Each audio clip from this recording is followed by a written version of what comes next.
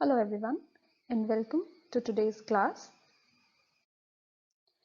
Today we are going to talk about first aid in animal bite यानी किसी भी जंगली जीव खासकर या फिर पेट एनिमल की काटने पर हम क्या फर्स्ट एड प्राथमिक चिकित्सा जो है वो दे सकते हैं।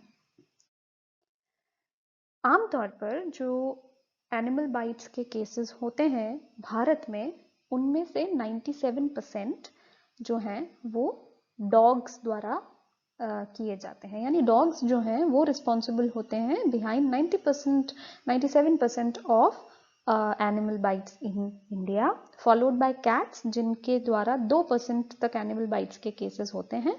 इसके अलावा 1% जो भी केसेस हैं वो जंगली जानवर यानी जैकल्स, मंगूस आदि द्वारा देखे जाते हैं।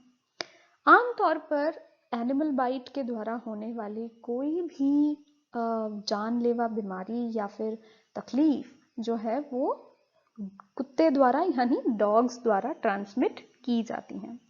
So in case of an animal bite, which is most probably it's going to be by a dog bite, उस केस में आप सबसे पहले डॉग की खुद की वैक्सीनेशन हिस्ट्री के बारे में जानिए।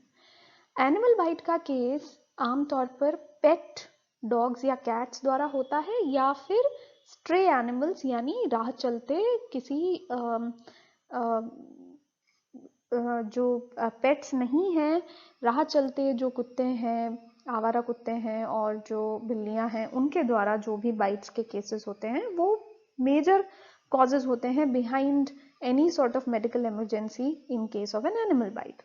तो अगर पेट एनिमल है तो आप सबसे पहले डॉग बाइट के बाद या कैट बाइट के बाद पता करें कि उस पेट एनिमल की वैक्सीनेशन हिस्ट्री क्या रही है।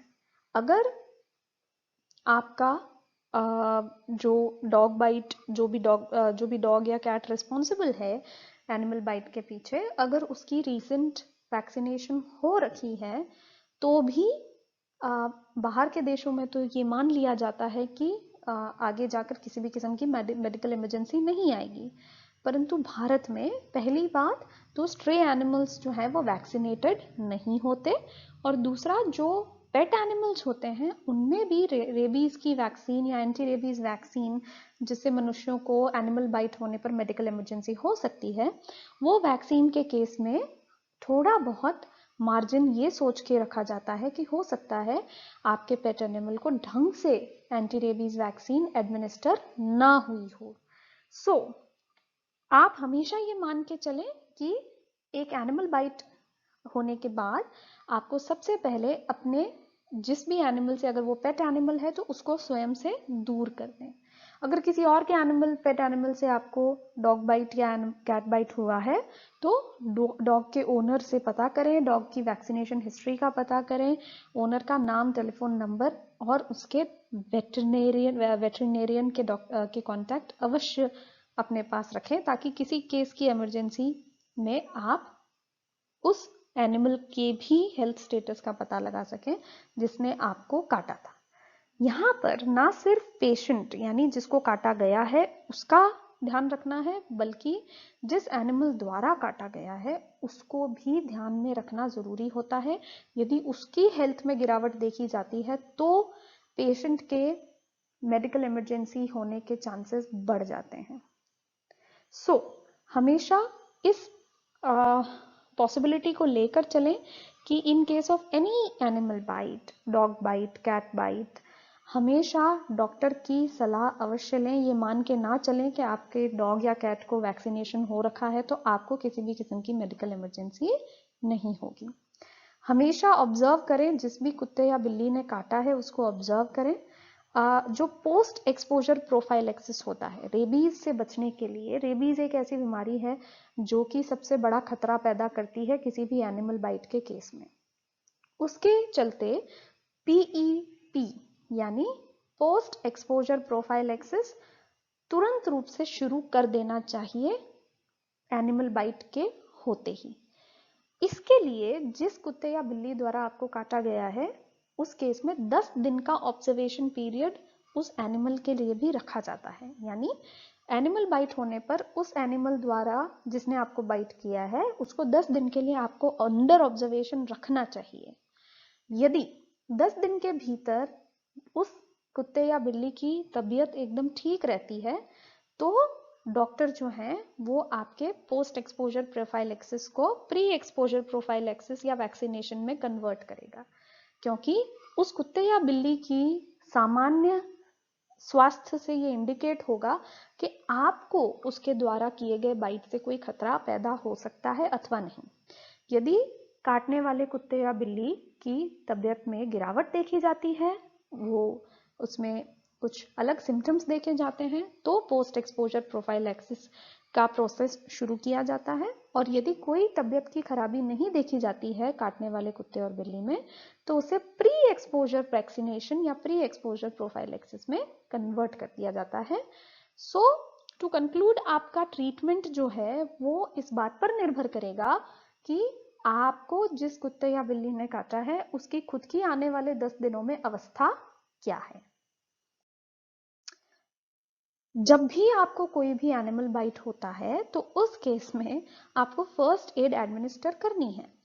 फर्स्ट एड जो है वो डिपेंड करेगी कि बाइट की सिवियरिटी क्या है। जिसने भी आपको काटा है कुत्ते या बिल्ली ने, उसने आपको कितना सिवियरली घाव दिया है। कई बारी सिर्फ कुछ स्क्रैचेस ही लग जाती हैं, कुछ जो है सिर्फ वो आपको नोच ही पाता है। कई बारी वो अपने दांत उसमें आपके शरीर के अंग में गाड़ देता है, कई बार वो जो है पूरी स्किन को फाड़ देता है। तो इस तरीके से सिवियरिटी ऑफ बाइट पर निर्भर करता है। अगर स्किन में किसी भी तरीके का कोई ब्रेकेज नहीं है, यानी अगर खून नहीं निकला है, तो गुनगुने पानी और सोप से अपने उस एरिया को अच्छे से धो दें और एंटीबैक्टीरियल लोशन लगा लें। अगर किसी भी किस्म की कट नहीं लगा है, खून नहीं निकला है, स्किन वहां से कटी नहीं है, तो आप खतरे से बाहर हैं, आपको उस एरिया को अच्छे से साफ कर लेना है। अगर स्किन कटी है, स्किन में कट लगे हैं, तो भी गर्म पानी से, गुनगुने पानी से और सोपी वाटर से अपने घाव को अच्छे से धोएं और ब्लीडिंग को रोकने की कोशिश करें। अगर बहुत ज्यादा ब्लीडिंग है तो साफ सुथरे कपड़े से उस वूंड को, उस घाव को साफ करें और रक्त के बहाव को रोकें। हमने प्राथमिक चिकित्सा या फर्स्ट एड पर इतने सारे लेक्चर्स को देखा और उसके अंदर हमेशा हमने ये जाना कि जो पहला ऑब्जेक्टिव होता है वो होता है ब्लीडिंग को रोकना, क्योंकि रक्त के अत्यधिक बहाव से और भी ज्यादा इमरजेंसी की सिचुएशन पैदा हो सकती है। So in case of any wound, any accident, हमेशा रक्त के बहाव को रोकना जरूरी होता है। हमेशा जब भी कोई भी डॉग बाइट या कैट बाइट हो, छोटी माइनर चोटें भी क्यों ना हो, आपको हमेशा डॉक्टर को दिखाना चाहिए और इन्फेक्शन के साइंस के लिए आपको अवेयर रहना चाहिए। देखें कि बाइट के बाद, डॉग बाइट के बाद या कैट बाइट के बाद आपका जो घाव है वो लाल सूजा हुआ और दर्द या पेनफुल तो नहीं है। इन दैट केस आप ये कंक्लूड कर सकते हैं कि हो सकता है आपका वुंड इन्फेक्टेड हो गया है। इस केस में तुरंत दोबारा डॉक्टर की सलाह लेना सही रहता है। सो ट्रीटमेंट या फर्स्ट एड की जहां तक बात है, तो हम पहला स्टेप ये मान के चलते हैं कि हमेशा अपने घाव को सोप और गुनगुने पानी से धोकर साफ करें। फिर साफ सुथरे कपड़े से उसको क्लीन करके और ब्लड को या ब्लीडिंग को रोकने की कोशिश करें। यदि गहरा घाव नहीं है तो एंटीबैक्टीरियल ऑइंटमेंट लगाएं, परंतु पहले डॉक्टर के पास जाएं। इन्फेक्शन के सिम्टम्स के लिए सजग रहें। देखें कि किस केस में इन्फेक्शन का कोई भी सिम्टम दिख रहा है तो दोबारा डॉक्टर के पास जाएं, और हर केस में रेबीज से बचाव के लिए पूरा प्रोसेस फॉलो करें। रेबीज से बचाव के लिए डिपेंड करता है कि आपको कैसा ट्रीटमेंट मिलेगा, वो डिपेंड करेगा आपके कांटेक्ट पे। यदि आप एनिमल को, आपके पेट एनिमल को या फिर स्ट्रे एनिमल को कुछ खाना खिला रहे हैं और उसने सिर्फ और सिर्फ आपको छुआ है या फिर चाटा है, तो उस केस में आपकी स्किन में किसी भी किस्म का कोई खरोंच नहीं आई है, उस केस में आपको डरने की ज़रूरत नहीं है। सिंपली अपने उस एरिया को अच्छे से सोपी वाटर से साफ कर लें और इसमें आपको पोस्ट एक्सपोजर प्रोफाइलैक्सिस यानी रेबीज से एंटी रेबीज वैक्सीनेशन की ज़रूरत नहीं पड़ेगी। परंतु यदि यदि एनिमल ने आपको खरोंचा है, स्किन कटी तो नहीं है बट माइनर स्क्रैच लगे हैं, ब्लीडिंग नहीं है बट स्क्रैच फिर भी लगा है, उस केस में आपको फिर भी डॉक्टर को दिखाना चाहिए और एंटी रेबीज वैक्सीन के लिए प्रयास करने चाहिए। डॉक्टर हो सकता है आपको एंटी रेबीज वैक्सीन एडमिनिस्टर करे। और सीरियस केस में जहां बाइट बहुत गहरा है, स्क्रैच है, ब्लीडिंग है, स्किन फटी है वहां से, और या फिर आपके ऑलरेडी चोटिल एरिया पर कहीं पुरानी चोट जो अभी भी भरी नहीं है उसके ऊपर एनिमल ने आपको उसका सलाइवा उसने आपको चाटा है, तो उस केस में भी आपको anti rabies vaccine, rabies immunoglobulin और वुंड मैनेजमेंट की जरूरत पड़ेगी। सो आपको हमेशा टाइप ऑफ कॉन्टैक्ट के आधार पर यह डिसाइड करना है कि आपका पोस्ट एक्सपोजर प्रोफाइलैक्सिस यानी एनिमल बाइट होने के बाद किस किस्म का ट्रीटमेंट आपका रहने वाला है। एनिमल बाइट का सबसे बड़ा रिस्क होता है रेबीज। रेबीज को हम सब जानते हैं, पर हम कई लोग ये नहीं जानते कि रेबीज 100% फेटल होता है। 100% आपकी जान को खतरा होगा यदि आपको रेबीज हुआ है। तो कहीं भी ये जो खतरनाक बीमारी रेबीज की है वो हवा नहीं है। It is actually very painful and most fatal. जिस व्यक्ति को रेबीज होता है वो बहुत पेनफुली अपनी मृत्यु को प्राप्त होता है। पर फॉर्चुनेटली रेबीज जो है वो बहुत आसानी से प्रिवेंट किया जा सकता है। भारत में हम एनिमल्स को तो एंटी रेबीज वैक्सीन नहीं दे पाए हैं, इनोक्यूलेट नहीं कर पाए हैं, परंतु मनुष्यों को जिनको भी एनिमल बाइट का एक्सपीरियंस हुआ है, जिन्होंने जो एनिमल बाइट को सफ़र किए हैं, उनके लिए पोस्ट एक्सपोजर ट्रीटमेंट अवेलेबल होता है और शर्तिया 100% आपको पोस्ट एक्सपोजर प्रोफाइलैक्सिस लेना चाहिए, क्योंकि रेबीज इज 100% फेटल। रेबीज होने पर आपकी 100% मृत्यु होने के चांस रहते हैं अगर आपने एंटी रेबीज वैक्सीन नहीं लगवाई है तो।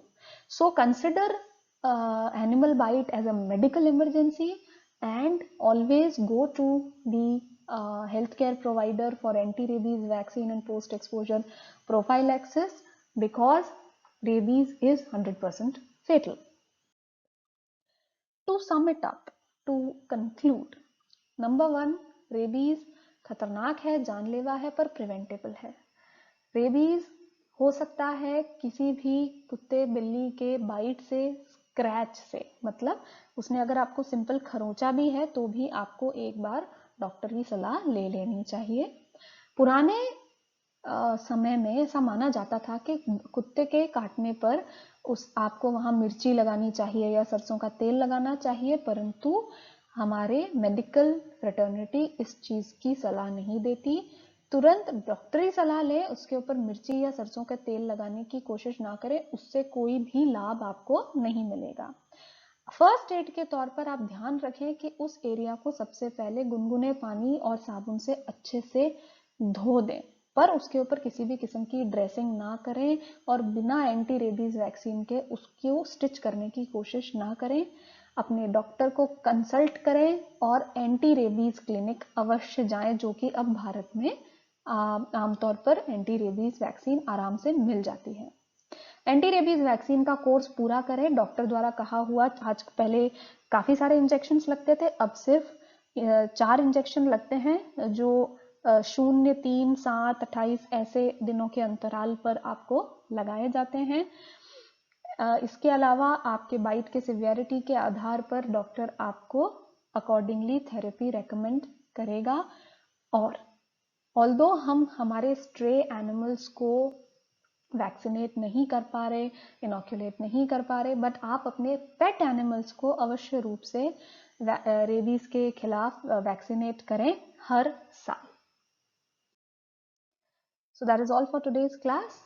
Do check the description box for notes on this particular topic. You will find the link on which you can learn more about anti-rabies vaccine and post-exposure prophylaxis. Thank you all very much.